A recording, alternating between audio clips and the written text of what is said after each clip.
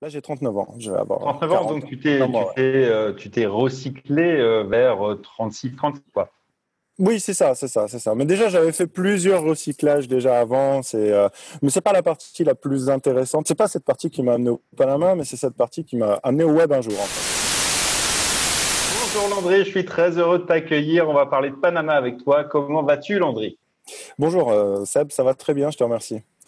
Alors, avant de parler d'abord du Panama et puis de ce qui t'y a amené, j'aimerais qu'on parle un petit peu de ton parcours, de ce que tu fais dans la vie, de ce qui a précédé finalement le Panama. D'ailleurs, tu es en France là, en ce moment.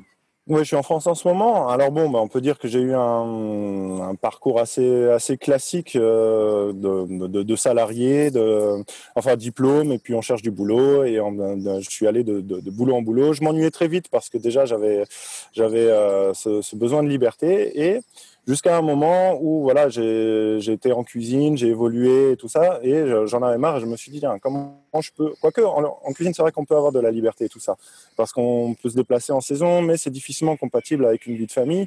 Donc, à la naissance de ma première fille, en fait, il y a eu une grosse remise en question où j'ai cherché ce qui existait dans le panel des possibles pour pouvoir justement avoir du temps pour ma famille et être libre géographiquement et tout ça. Donc, on en vient assez facilement à se dire, tiens, faudrait trouver quelque chose à faire sur le web.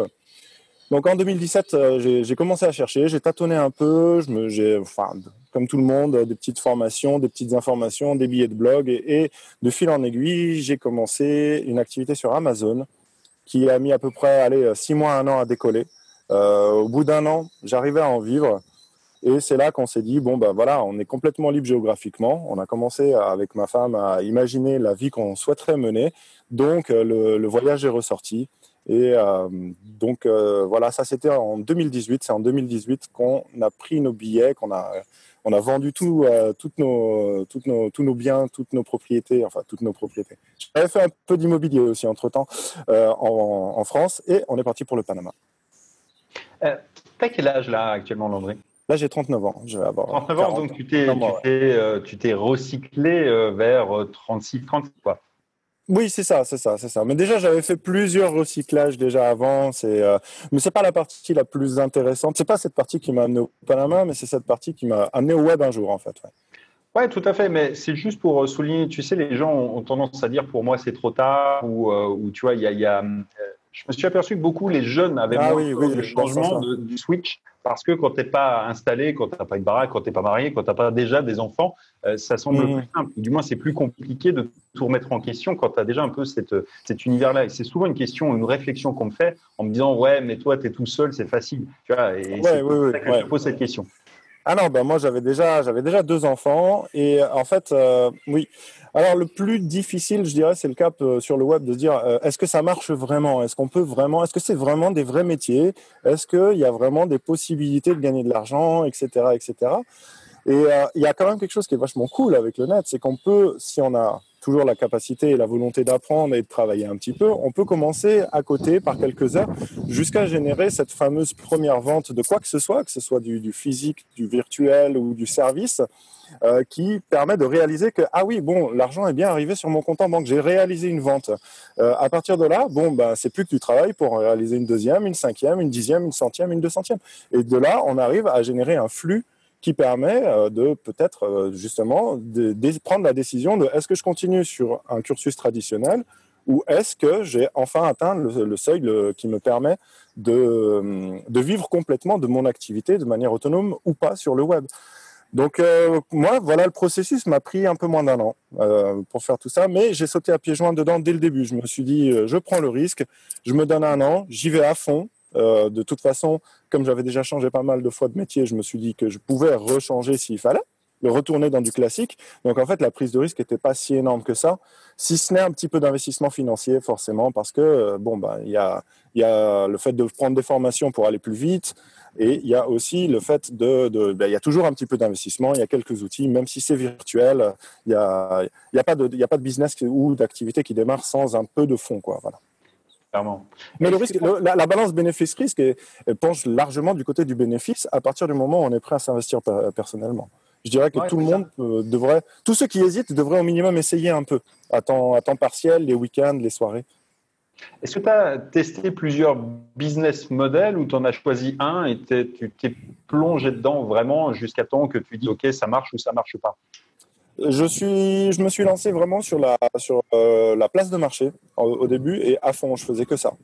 Donc, bon, bah, place de marché, c'était business Amazon. J'ai voulu varier un petit peu avec du Cdiscount et tout ça, mais ça commençait déjà. Ouais, parce qu'en fait, j'ai eu une réflexion assez simple. Je me suis dit, bon, moi, je sors de nulle part. Il faut que je bénéficie de la notoriété d'un gros. Et voilà, bon, bah, les gros, il y a les GAFA et puis il y a le reste du monde, quoi. Donc, donc Amazon, à l'époque, en 2017, c'était quand même encore relativement simple de se positionner sur des produits, même pas tellement nichés, sur des produits assez mainstream. Il y avait encore de la place. La concurrence n'était pas aussi farouche que maintenant. Et ça ne veut pas dire que maintenant, c'est plus possible. Maintenant, les opportunités sont les mêmes qu'avant. Ça nécessite peut-être un peu plus d'expertise, un peu plus de recherche pour pouvoir se lancer. Et il y avait une époque où quand même les méthodes un petit peu sauvages, un petit peu de hijacker, fonctionnaient pour pouvoir faire un premier biais, ce qui permet de dire, mince, bah voilà, le fameux Eureka, ça marche. Donc maintenant, je vais essayer d'apprendre à faire ça vraiment correctement.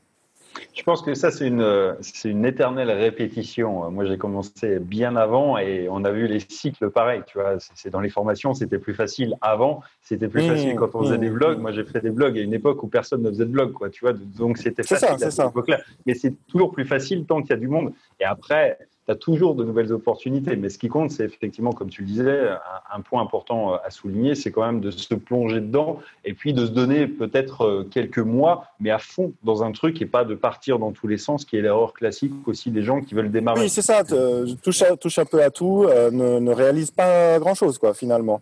Donc, après, dans le cadre d'une diversification, c'est vivement recommandé de varier les plaisirs, quoi. Mais je pense que c'est pareil quand on lance son propre e-commerce. Si on veut se lancer sur tous les canaux d'acquisition de trafic à la fois, c'est très compliqué, c'est pas coordonné. On a l'impression de travailler énormément, mais finalement, le résultat est bien maigre. Alors que si tu te focalises vraiment sur l'acquisition, la maîtrise d'un canal de trafic, puis un autre, puis un autre, puis un autre, là, il y a un effet d'exponentiel qui s'installe durablement, quoi. Enfin, c'est mon point de vue, en tout cas. Non, je suis d'accord avec toi. Je suis d'accord avec toi et c'est vrai que principalement les débutants ont ce travers-là, ce défaut, c'est-à-dire de partir un peu dans tous les sens, de ne pas être suffisamment persévérant. Ça ne veut pas dire qu'il faut s'entêter, mais une limite entre les deux, c'est-à-dire qu'il faut donner suffisamment de temps au processus pour qu'on puisse essayer d'obtenir des résultats sans passer d'un truc à un autre, mais il faut aussi savoir s'arrêter quand il n'y en a pas. Mais ça ne veut pas dire qu'il faut le faire toutes les semaines, quoi. Ça veut dire qu'il y a un équilibre quand même à trouver, de donner suffisamment d'énergie, de temps et de compétences, un truc pour que ça puisse prendre forme. Après, on ne peut pas tout réussir, évidemment. Il y a des fois, il faut savoir abandonner et puis pivoter, quoi. Salut, c'est Seb. J'espère que tu as aimé ce petit extrait. Si tu veux découvrir la suite de cette discussion, de cette histoire, eh bien, je t'invite à te rendre dans la description de cette vidéo pour accéder à un lien qui te permettra de découvrir ce témoignage et pas seulement celui-ci, puisque j'ai décidé pour l'occasion de faire appel à tout un tas d'expatriés, d'entrepreneurs nomades, de digital nomades, pour raconter leur parcours, leurs histoires, puisque trop souvent on me dit oui mais toi t'es parti, mais moi je suis pas comme toi, moi j'ai peut-être une femme, des enfants, une famille, bref que sais-je, et justement l'objectif c'était de te montrer que c'est possible aussi pour toi, c'est possible quand on est une jeune femme, c'est possible quand on est une moins jeune femme, c'est possible quand on est en couple, c'est possible de le faire avec des enfants, c'est possible de choisir finalement aujourd'hui cette vie de liberté, et pour en fait en avoir un meilleur aperçu, j'ai demandé à quelques amis qui sont aux quatre coins du monde de venir me raconter leur témoignage. Il y a des gens qui sont partis en étant étudiants, qui ont utilisé un visa très spécifique. Il y a des gens qui sont partis et qui sont salariés dans des pays exotiques. Il y a des gens qui sont des entrepreneurs, qui sont arrivés à l'entrepreneuriat sur le tard, qui sont partis en famille. Il y a des gens qui sont partis sur les routes en famille. On a des gens qui sont partis avec un sac à dos, qui ont tout plaqué, qui sont partis à vélo. On a des gens qui sont partis s'installer en Amérique du Sud, au Panama, on a d'autres personnes qui sont allées en Estonie, à Dubaï, en Roumanie, dans les pays de l'Est, en Asie, au Vietnam, en Thaïlande, au Laos, au Cambodge, bref, dans plein d'endroits différents et dans plein de situations différentes. Et ce que je voulais avec cette série de contenu, c'est de te montrer que c'est possible, et quoi de mieux que de te montrer des parcours de vie d'autres personnes, et c'est vraiment l'objectif de cette série. Donc tu vas pouvoir retrouver déjà ce contenu, celui-ci, la suite, et du moins la fin de cette histoire en suivant le lien qu'il y a dans cette description, et puis surtout tu vas pouvoir accéder à tout un tas d'autres histoires qui, je l'espère, te montreront que c'est possible pour toi aussi dans ta situation quelle qu'elle soit. sois aujourd'hui. Bref, je t'invite encore une fois à nous rejoindre et je te dis à très vite.